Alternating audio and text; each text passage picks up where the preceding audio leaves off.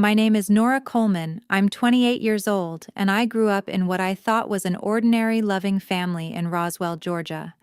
I used to believe that family dinners were the warmest moments of the week, a time when we shared stories, laughter, and love.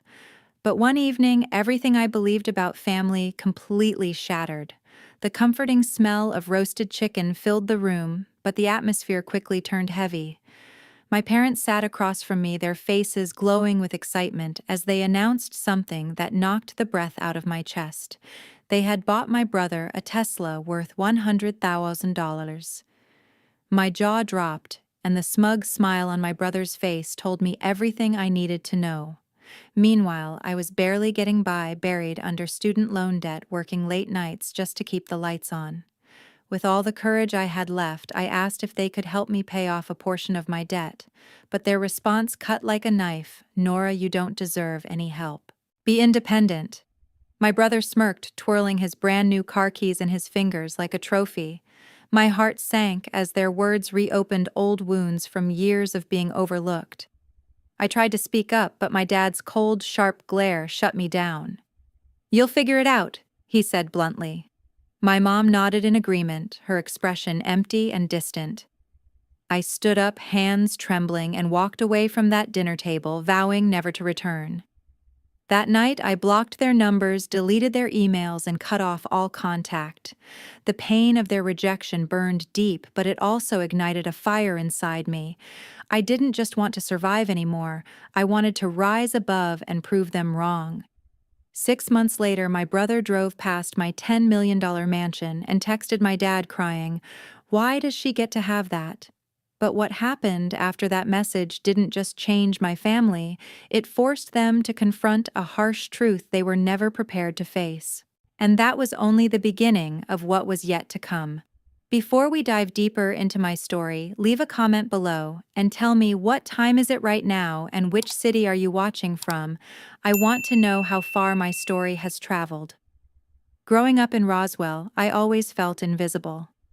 My brother Lucas was the center of attention in our family, lavished with gifts that made my eyes widen.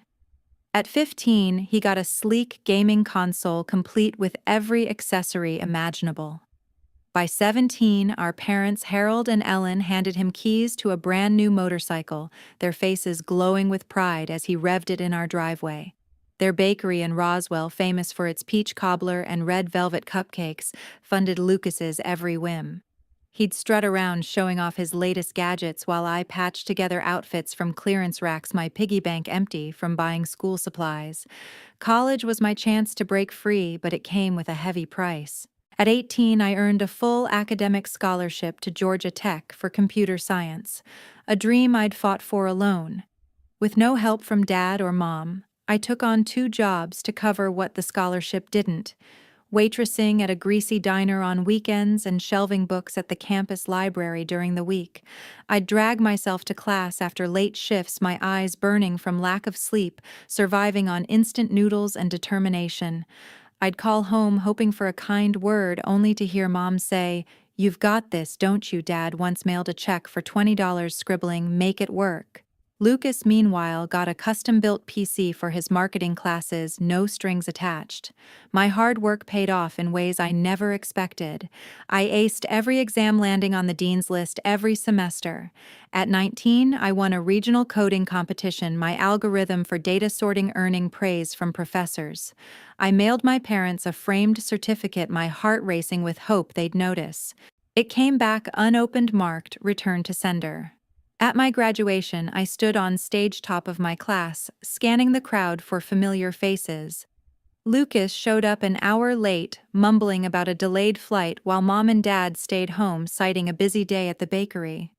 Their absence carved a hole in my chest, but it also sharpened my resolve. That moment on the stage, clutching my diploma, I realized I didn't need their approval. Their neglect had taught me to rely on myself, to push harder than anyone expected. I wasn't just the overlooked kid from Roswell anymore. I was someone with a fire inside, ready to build a future they couldn't ignore. Lucas might have had their gifts, but I had something stronger, a hunger to prove my worth, not to them but to myself. That hunger became my compass, guiding me toward a life they'd never understand. After walking away, I threw myself into work. I landed a job at a small healthcare tech startup in Roswell, a scrappy outfit with big dreams of revolutionizing hospital data systems. The office buzzed with coders hunched over laptops, whiteboards scribbled with algorithms, and the faint hum of ambition. I was hired as a junior developer, eager to prove I could hold my own.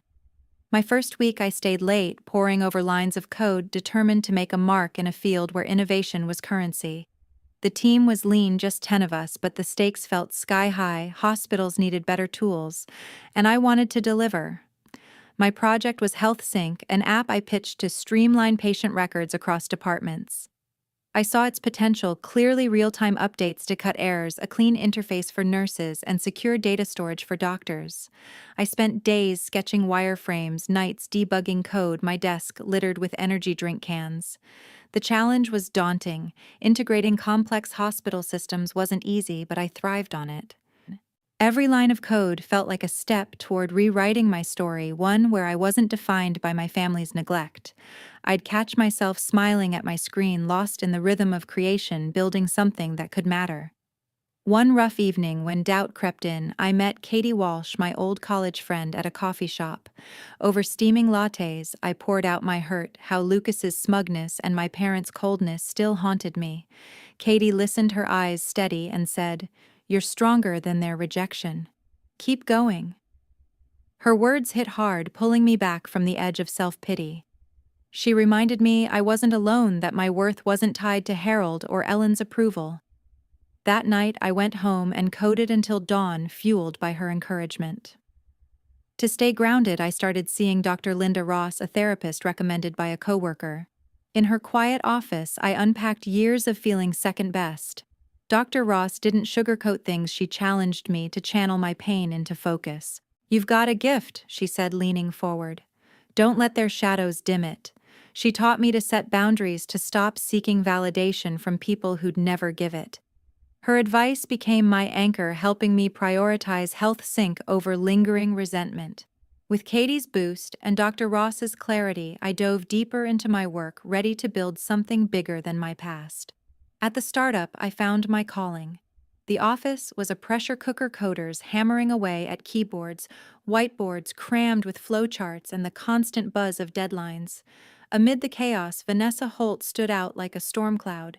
A senior developer with a knack for stealing the spotlight, Vanessa strode into meetings with a swagger, her ideas bold and her voice louder. She saw me, the new junior developer, as a rival to squash. During a sprint planning session, I suggested a feature to speed up HealthSync's data retrieval. Vanessa cut me off, her tone sharp. "That's cute, but let's keep it realistic." Her smirk lingered as the team shifted focus to her flashy proposal for a hospital branding app. I clenched my fists under the table, her dismissal igniting a fire in me. I wasn't here to play nice, I was here to win. HealthSync consumed my days and nights. I refined its core features: seamless syncing of patient charts across hospital systems, end-to-end encryption for data security, and a sleek dashboard tailored for stressed-out nurses. The technical challenges were brutal. Integrating with legacy hospital databases meant wrestling with outdated APIs and endless compatibility issues. I'd spend hours in the server room tracing bugs that crashed the system, my desk buried under sticky notes and empty coffee cups. A local clinic ran a beta test, and their feedback was golden. HealthSync cut their paperwork time by half. That validation pushed me to keep going, even when Vanessa hovered nearby, eyeing my progress. She'd drop comments like, "Hope your app doesn't crash under pressure," her smile thin and calculated. I brushed it off, focusing on perfecting the code, determined to make HealthSync bulletproof. One afternoon, Paul Bennett, our CEO, pulled me aside. Paul was a straight shooter, always in a pressed suit, his office lined with tech magazines and startup awards. He'd been tracking HealthSync's progress, and his words stopped me cold. "You're raising the bar for us all." He handed me the lead role on the app's next phase, a position Vanessa had been angling for months. Her face tightened when she heard her heels clicking as she stormed out of the meeting room. Paul's trust wasn't just a nod, it was a lifeline, proof I belonged in this high-stakes world. It fueled me to dive deeper, ignoring Vanessa's glares and the whispers she spread about my overambitious ideas.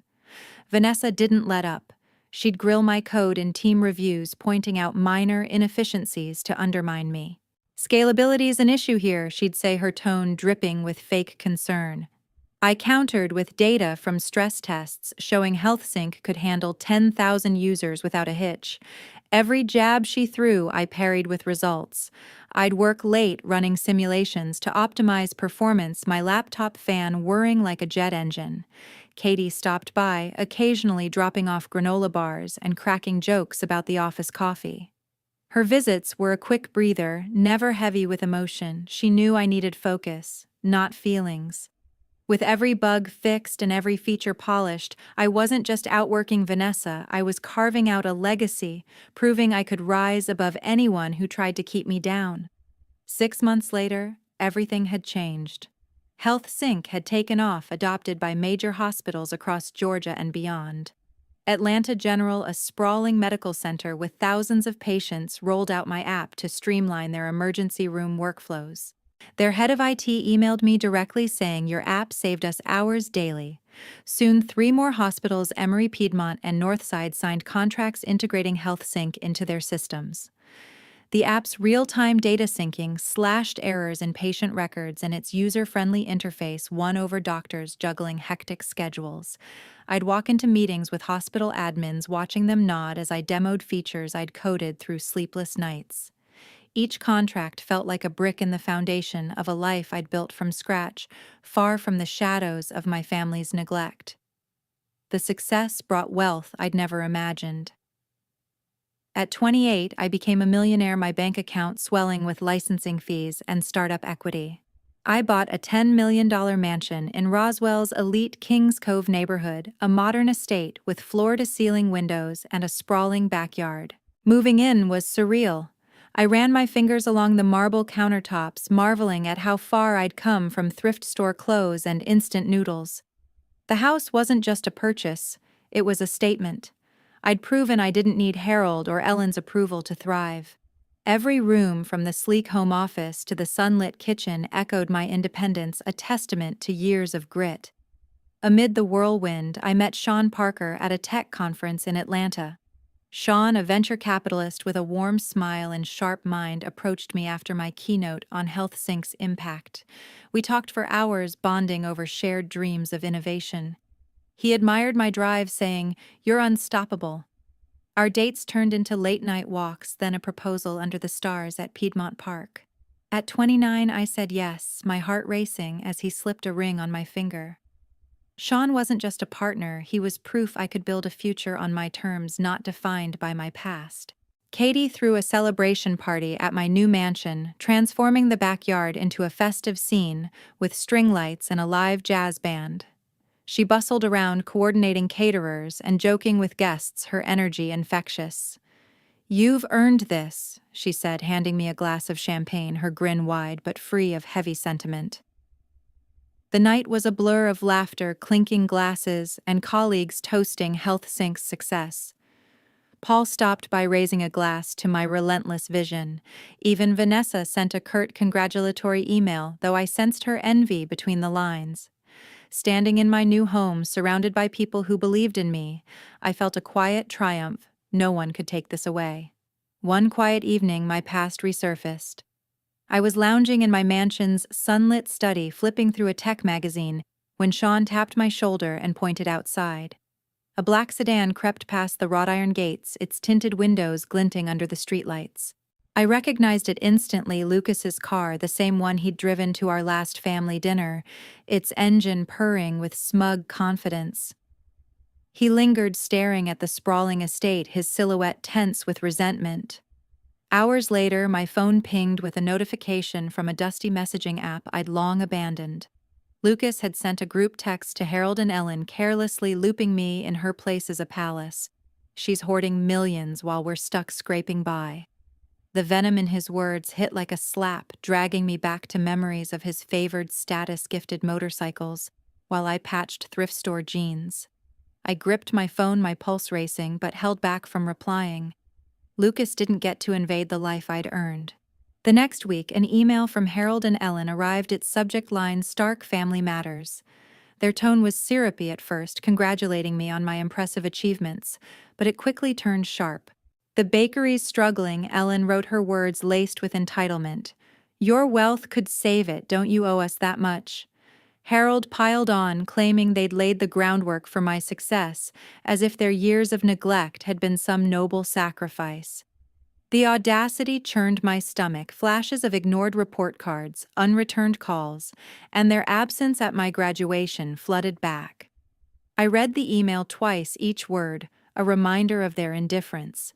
I deleted it, my resolve, ironclad, refusing to let their greed taint what I'd built. I drew a line in the sand. With Sean by my side, I drafted a curt response. "I'm not responsible for your choices. Don't contact me again." I sent it, then blocked their emails and numbers, mirroring the wall I'd raised years ago after that disastrous dinner. Sean squeezed my hand, his quiet support grounding me as I shut the door on their demands. But my family wasn't done.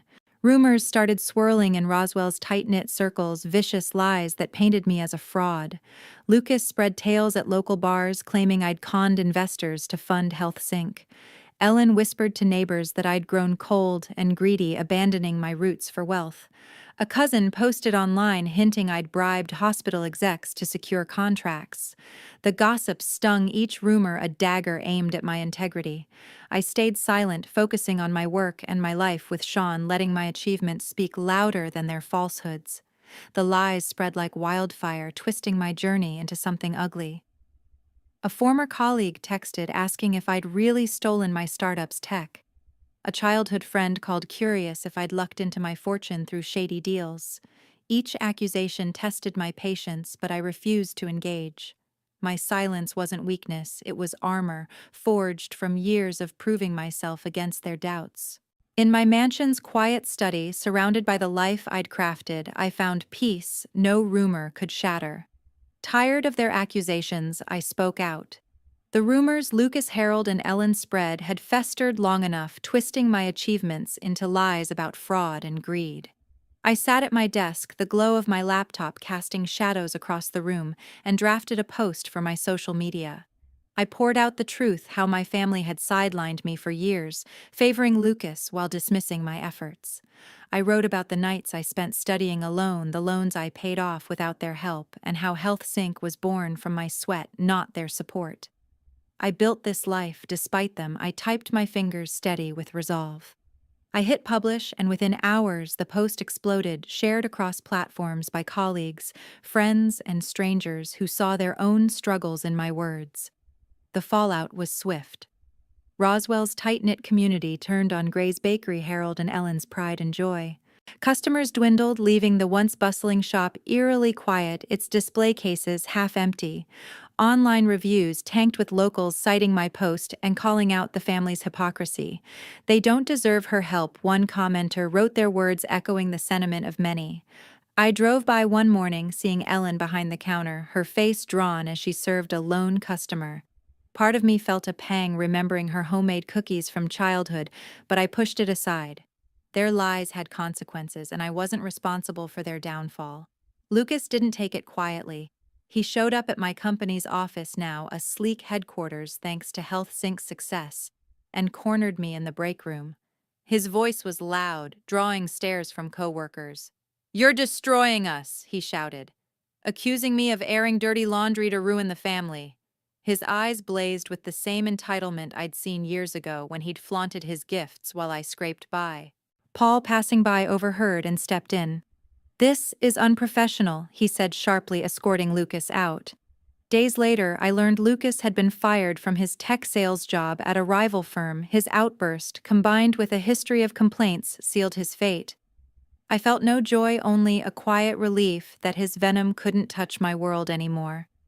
Harold and Ellen's financial troubles deepened.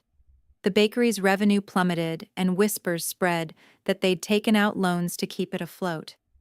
A neighbor messaged me saying Harold had been seen arguing with a bank officer outside their shop. Ellen, once the picture of small-town charm, avoided community events, her absence noted by Roswell's gossip mill. Their demands for my wealth had backfired, leaving them to face the wreckage of their choices. I stayed focused, working with Sean to plan our future, my success a shield against their fading influence.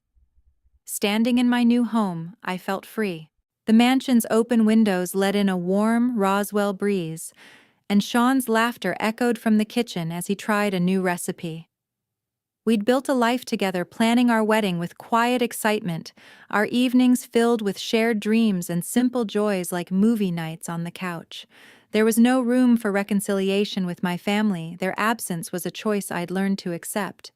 I didn't need their approval to thrive, and with Sean by my side, I found a love that felt like home, unshaken by the past I'd left behind. Looking back, I realized my journey taught me the power of self-reliance and boundaries. Every late-night study session, every line of code I wrote for HealthSync was a step toward proving I could rise on my own. I learned that family isn't owed your success. Sometimes you have to draw a line to protect your peace. Setting boundaries wasn't betrayal. It was survival, a way to honor the person I'd fought to become. Those lessons shaped me, and I carried them like a compass, guiding me through challenges with clarity and strength. My family, meanwhile, faced the consequences of their actions. Gray's Bakery shuttered its doors, unable to recover from the community's backlash after my post. Harold and Ellen retreated from Roswell's social scene, their once lively shop now a faded sign on a quiet street. Lucas drifted, taking odd jobs after his firing, his pride too stubborn to admit fault. They hadn't changed, still clinging to resentment instead of growth. Their struggles were their own, a mirror of the choices they'd made long ago. To everyone who's followed my story, thank you. Your support, your messages, your shared experiences, they've meant the world. I've learned that our stories connect us, that speaking out can inspire others to find their strength. What's your story? How have you set boundaries or chased your dreams against the odds? Share your thoughts, I'd love to hear them. This journey was mine, but it's also yours, a reminder that we can all build a life worth celebrating.